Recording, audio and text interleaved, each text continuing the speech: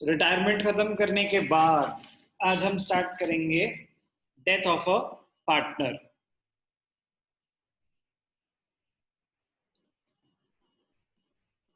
Death of a partner. Retirement में पहले हमने करा फंडामेंटल्स, गुडविल, बीएसआर, फिर रिकॉन्स्टिट्यूशन में एडमिशन, रिटायरमेंट और अब डेथ। रिटायरमेंट और डेथ में बहुत ज्यादा सिमिलैरिटीज हैं, बहुत ज्यादा सिमिलैरिटीज है। तो ऑब्वियसली बात है कि हमें किन चीजों पे फोकस करना पड़ेगा जो नया है। बाकी सब तो सेम है ही है, तो क्या नया है उस पर ज्यादा ध्यान देना होगा। तो कोई भी पार्टनरशिप का चैप्टर स्टार्ट करना हो तो पहला क्वेश्चन माइंड में आना चाहिए, what problems are faced at the time of death of a partner.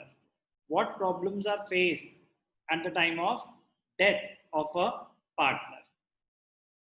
So, number one, calculation of new ratio and gaining ratio. Calculation of new ratio and gaining ratio. So, same as retirement. जैसे ratio calculation retirement में होती थी, exactly same. तो अगर आपको आती है तो आप एडवांटेज पे हो, नहीं आती तो बहुत बड़ी प्रॉब्लम में हो। तो पहले रिटायरमेंट रिवाइज करो। Problem number one, calculation of new ratio. Problem number two, treatment of goodwill. Treatment of goodwill same as retirement, exactly same as retirement, gaining to sacrificing. Goodwill is the compensation given by the gaining partner to the sacrificing partner. तो same जो retirement में थी, exactly same treatment. Treatment of free reserves, accumulated profits and losses same as retirement, exactly same as retirement. Problem number four, revaluation of assets and liabilities. Revaluation of assets and liabilities same as retirement. तो फिर फर्क क्या है इस chapter में? क्या कुछ नया सीखेंगे भी कि नहीं सीखेंगे? ध्यान से देखना। तो सब कुछ ही सेम है, तो फिर डाउट आता है फर्क क्या है?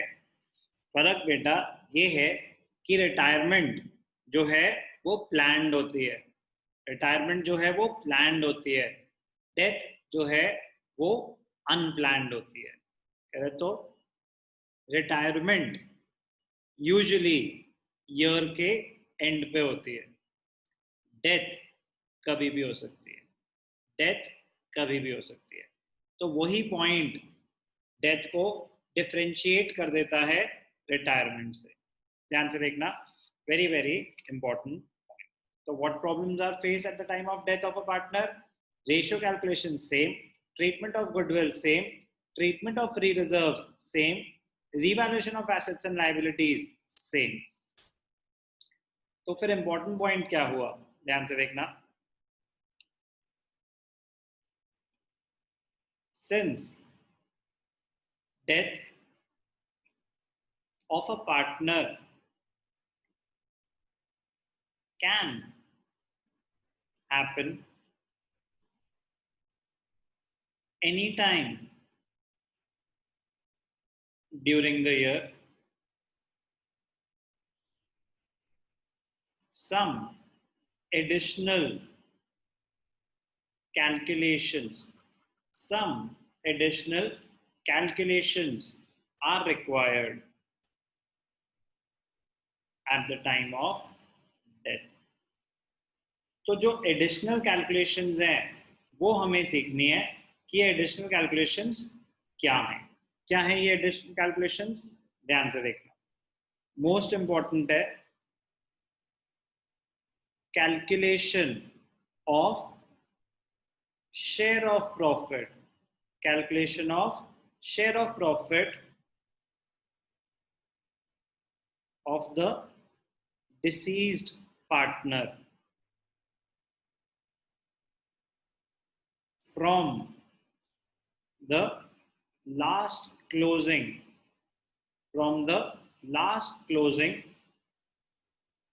till the date of death. From the last closing till the date of death. क्या मतलब? For example, A died on 1st July 2020. Books were closed on 31st March 2020. तो 31st March 2020 की तो कैलकुलेशन हो चुकी है. वो ईयर तो एंड हो चुका था. प्रॉफिट लॉसेस सब एडजस्ट हो चुके हैं. अप्रैल मई जून उसने 3 महीने और काम किया होगा. अब अकाउंट्स तो बनते हैं at the end of the year. साल के बीच में थोड़ी ना फाइनेंशियल स्टेटमेंट्स बन जाती है. रिकॉर्डिंग चलती रहती है, क्लासिफिकेशन चलती रहती है. फाइनेंशियल स्टेटमेंट्स तो at the end of the year बनती है. प्रॉफिट और लॉस तो at the end of the year calculate होता है. अब अभी चल रहा है 2021, फाइनेंशियल ईयर 2021. इसके तो 31 मार्च 2021 को जाके बैलेंस शीट बनेगी, फाइनेंशियल स्टेटमेंट्स बनेंगी, प्रॉफिट्स कैलकुलेट होंगे.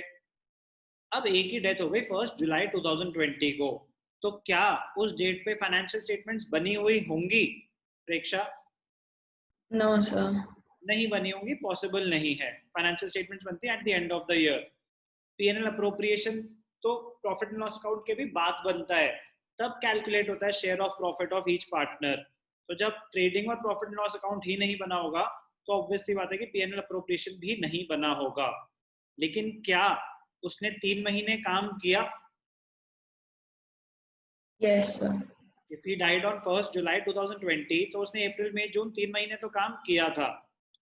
तो 3 महीने कुछ तो रेवेन्यू जनरेट हुआ होगा, कुछ तो उसने प्रॉफिट कमाया होगा. तो हमें उसको देना पड़ेगा. किसको देना पड़ेगा भैया? ये तो चल बसा. तो जो भी पेमेंट मिलती है, जितने भी हमने पैसे देने थे डिसीज्ड पार्टनर को, वो उसके लीगल एयर एग्जीक्यूटर के पास चले जाते हैं. तो बात की बात है. बट ये बता रहा हूँ कि लॉजिक कि हमें क्यों कैलकुलेट करना पड़ता है share of profit. Share of profit till the date of death from the last closing. A died on 1st July 2020. Books were closed on 31st March 2020. तो estimated profit, estimated होता है ये. Estimated profit must be calculated for the 3 months for which A was alive, and must be given to A. तो additional calculation ये क्या है? Calculation of share of profit calculate करना चाहिए. ऐसे ही और एडिशनल कैलकुलेशन क्या हो सकती है? Number 2, interest on capital if any. अब 3 महीने के लिए उसकी कैपिटल भी तो इन्वेस्टेड थी. अगर क्वेश्चन बोल रहा है कि इंटरेस्ट ऑन कैपिटल भी देते हैं हम, तो उसको 3 महीने का दो. और क्या हो सकती है additional calculation? Salary if any for the period for which the partner was alive. तो ऐसी कुछ एडिशनल कैलकुलेशन हो सकती हैं, क्योंकि इंटरेस्ट ऑन कैपिटल कब कैलकुलेट होता है नॉर्मल सिनेरियो में, तो at the end of the year होता है। बट अगर वो 3 महीने के लिए बिजनेस में था, पार्टनरशिप फर्म में था, तो 3 महीने तो उसके पैसे यूज हुए होंगे। तो अगर क्वेश्चन में बोल रहा है कि इंटरेस्ट ऑन कैपिटल देते हैं हम, तो उसका एडिशनल हमें निकालना पड़ेगा। तो interest on capital based on the number of months for which the partner was alive, जितने महीने के लिए वो जिंदा था। तो बस ये सब ध्यान देना है।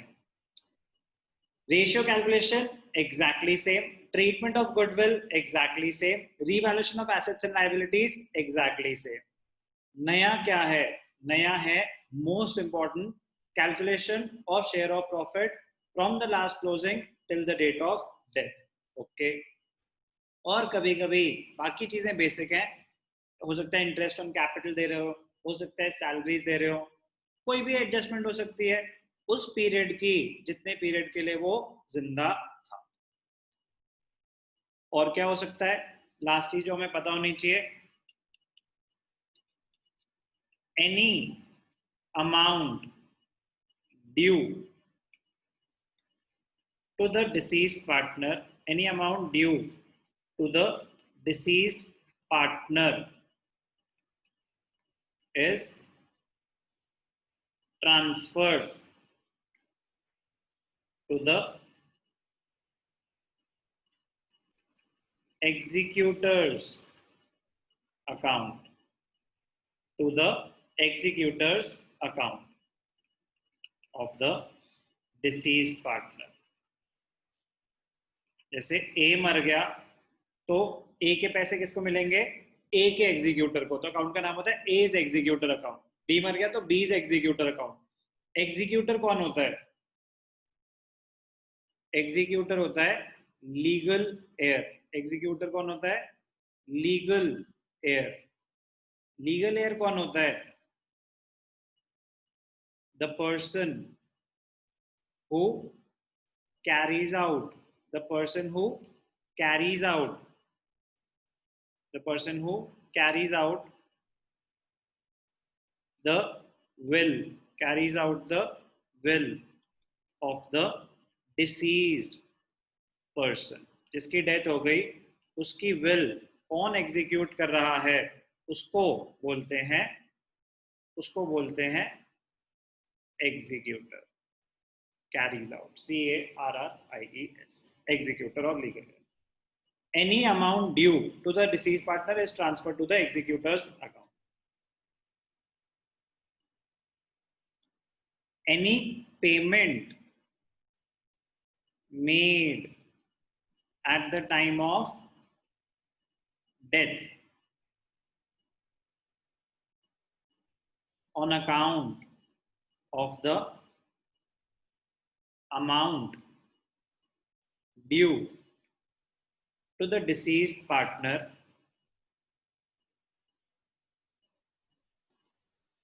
must also be shown in the deceased partner's executor's account। कह रहे मतलब, कह रहे सी की डेथ हो गई 1 जुलाई को। लेट अस अज्यूम सी की डेथ हो गई 1 जुलाई को। टोटल अमाउंट ड्यू आ रहा था 5 लाख रुपए। अगर तो नहीं दे रहे तो बस his capital to his executor कर देंगे, जो भी अमाउंट ड्यू है उसके एग्जीक्यूटर को ट्रांसफर कर देंगे। ओके, कह रहे ऐसा करो कि 1 लाख रुपए इसको इमीडिएटली दे दो। 5 लाख रुपए देने ना, 1 लाख रुपए दे दो, 4 लाख बाद में दे देंगे। अब वो 1 लाख किसको दे दो? सी की तो डेथ हो गई है। कोई पेमेंट अगर हो भी रही है eight the time of preparing the books, तो वो पेमेंट भी एग्जीक्यूटर के अकाउंट में दिखाई जाएगी, कैपिटल अकाउंट में नहीं। कैपिटल अकाउंट में कोई भी पेमेंट नहीं आएगी, क्योंकि भाई साहब वो मर चुके हैं। जो 3 महीने वो जिंदा थे उससे रिलेटेड कैलकुलेशन आ सकती हैं, लेकिन eight the time of death जो कैलकुलेशन है सारी करो, टोटल अमाउंट जितना भी ड्यू है वो एग्जीक्यूटर को ट्रांसफर हो जाएगा। अब जो भी ट्रांजैक्शन होगी वो एग्जीक्यूटर के साथ ही होगी, डिसीज्ड पार्टनर के साथ नहीं।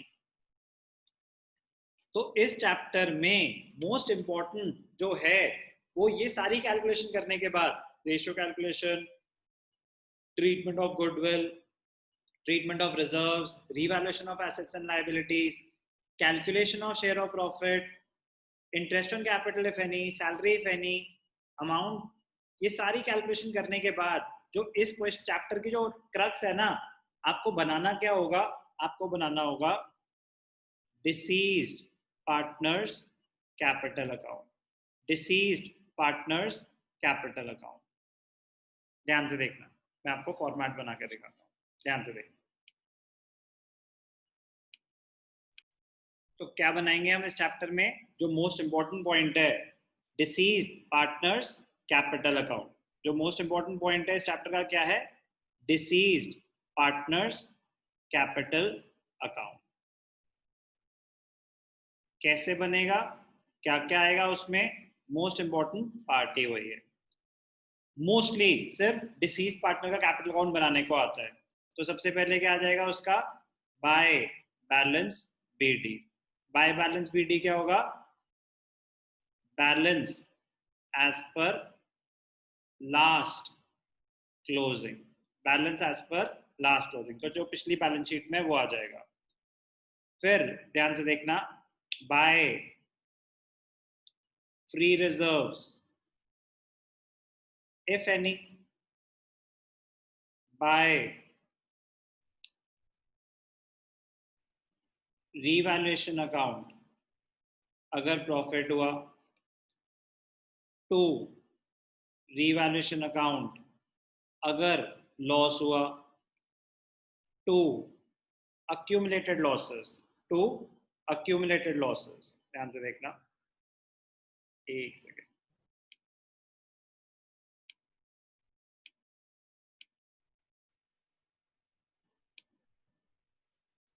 To accumulated losses, accumulated losses capital account में डेबिट साइड पे आ जाएंगे,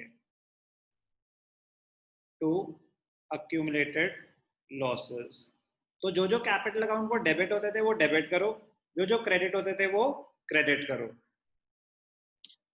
और क्या क्या आइटम आ सकते हैं, अब अगर उसका गुडविल है, गुडविल की एंट्री क्या होती है, गेनिंग टू सैक्रिफाइसिंग, गुडविल की एंट्री क्या होती है, गेनिंग टू सैक्रिफाइसिंग। ध्यान से देखना, तो क्रेडिट साइड पे ओपनिंग बैलेंस आ गया सबसे पहले, तो फिर प्रॉफिट ऑन रीवैल्यूएशन अगर है तो आपके कोई रिजर्व्स हैं वो रिजर्व्स आ जाएंगे, डेबिट साइड पे क्या आ जाएगा, लॉसेस आ जाएंगे। गुडविल की ट्रीटमेंट क्या होती है, गेनिंग टू सैक्रिफाइसिंग, तो bye gaining partners capital account, ठीक है ना, फॉर गुडविल, ठीक है। अब ध्यान से देखना, बड़ा इंटरेस्टिंग पॉइंट है, अगर इंटरेस्ट ऑन कैपिटल है तो वो तो पार्टनर को मिलेगा, उसके हिसाब से आ जाएगा, क्रेडिट साइड पे आ जाएगा। प्रॉफिट्स का ध्यान से देखना, अब हम उसके शेयर ऑफ प्रॉफिट्स दे रहे हैं, बुक्स तो अभी क्लोज नहीं हुई है, तो उसके लिए हम एक इमेजिनरी अकाउंट क्रिएट करते हैं, अकाउंट का नाम है profit and loss suspense account, profit and loss suspense account. इसमें क्या आता है, share of profit if any. तो पार्टनर को क्या क्या मिलेगा, उसका कैपिटल का बैलेंस मिलेगा, अगर कोई रिजर्व का शेयर है वो मिलेगा, रीवैल्यूएशन प्रॉफिट मिलेगा, उसका शेयर ऑफ गुडविल मिलेगा, इंटरेस्ट ऑन कैपिटल अगर कुछ है मिलेगा, सैलरी अगर कुछ है मिलेगी, most important share of profit till the date of death. अब प्रॉफिट दे रहे हैं but profit and loss PNL appropriation तो बन नहीं सकता है भाई, तो हम क्या बनाते हैं, हम बनाते हैं profit and loss suspense account, एक इमेजिनरी अकाउंट, क्योंकि पार्टनर को पैसे मिल रहे हैं तो क्रेडिट साइड पे लिखते हैं bye profit and loss suspense account. अब अगर कोई लॉस हुआ है उतने पीरियड में तो डेबिट साइड पे आ जाएगा to profit and loss suspense account, क्या आ जाएगा, to profit and loss suspense account. Debit side पे कब आएगा, अगर कोई लॉस हुआ है, अगर कोई लॉस हुआ है। Amount due to the deceased partner, amount due to the deceased partner वो कहां चला जाता है, to deceased partners executors account, कहां चला जाता है, डिसीज पार्टनर्स एग्जीक्यूटर्स अकाउंट। तो जो क्लोजिंग बैलेंस निकालते हैं वो टू बैलेंस कैरिड डाउन नहीं लिखते, वो सीधा कहां ट्रांसफर कर देते हैं, एग्जीक्यूटर अकाउंट में। उसके बाद जो भी पेमेंट होगी किसको होगी, एग्जीक्यूटर को होगी, वो कैपिटल अकाउंट में नहीं आएगी। तो इस चैप्टर में जो हम कुछ इंटरेस्टिंग सीखने वाले हैं वो है preparation of deceased partners capital account. It is prepared like any other capital account. Capital का रूल क्या होता है, all increases are shown on the credit side, all decreases are shown on the debit side. तो जो जो चीजें capital के balance को बढ़ा रहे हैं क्रेडिट साइड, उसका कुछ बैलेंस ऑलरेडी था, फिर उसको कुछ रिजर्व मिला, कुछ रिवैल्यूएशन प्रॉफिट मिला, उसका शेयर ऑफ गुडविल मिला, इंटरेस्ट ऑन कैपिटल मिला, शेयर ऑफ प्रॉफिट मिला। अगर सैलरी मिलती तो वो भी यहाँ आ जाती, मतलब कोई लिखने वाली बात नहीं। ऐसे तो कोई भी पैसा उसको अगर मिल रहा है तो वो यहाँ पे आ जाएगा, जो जो मिल रहा है क्रेडिट साइड पे। अब हो सकता है उसने उसका कुछ लॉस हुआ, रिवैल्यूएशन लॉस, तो डेबिट कर दो, कुछ एग्जिस्टिंग लॉसेस थे, एक्यूमुलेटेड लॉसेस राइट ऑफ कर दो, deferred revenue expenditure, existing goodwill, वो सब जैसे हम राइट ऑफ करते थे वैसे ही राइट ऑफ कर देंगे। कुछ उस पीरियड में, जितने पीरियड के लिए वो जिंदा था, उस पीरियड में कोई लॉस हुआ तो कैलकुलेट करेंगे और यहाँ पे to profit and loss suspense account debit हो जाएगा। प्रॉफिट था तो by profit and loss suspense account, loss है तो डेबिट। जो भी क्लोजिंग बैलेंस है it will be transfer to the deceased partners executors account. तो ये एक ओवरव्यू था डेथ ऑफ अ पार्टनर का, कि इसमें हम अलग क्या करने वाले हैं रिटायरमेंट से। जो मोस्ट इंपॉर्टेंट पॉइंट है, रिटायरमेंट प्लान्ड होती है, तो हमने जितने भी क्वेश्चन करे उसमें रिटायर हो रहा था पार्टनर या तो beginning of the new year या end of the previous financial year की सारी क्लोजिंग हो चुके हैं, कोई एडिशनल सारे प्रॉफिट्स कैलकुलेट हो चुके हैं, जिसका जो शेयर था वो मिल चुका है, अब पार्टनर रिटायर हो रहा है।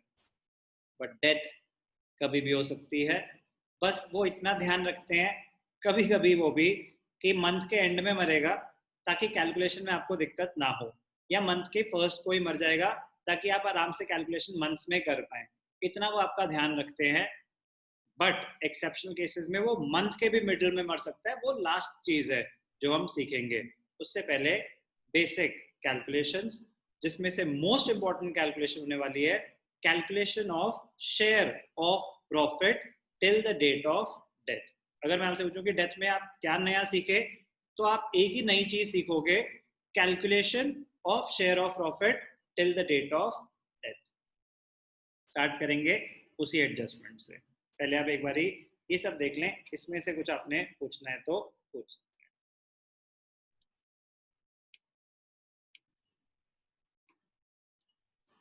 तो इतना एक बारी देख लेंगे, अगर इसमें कोई डाउट है तो पूछेंगे। मेजॉरिटी चीजें सेम थी रिटायरमेंट और डेथ की, जो नया है उस पर ध्यान देना है। ध्यान सब पे देना है बट ज्यादा ध्यान उस पर देना है जो हम नया सीखेंगे।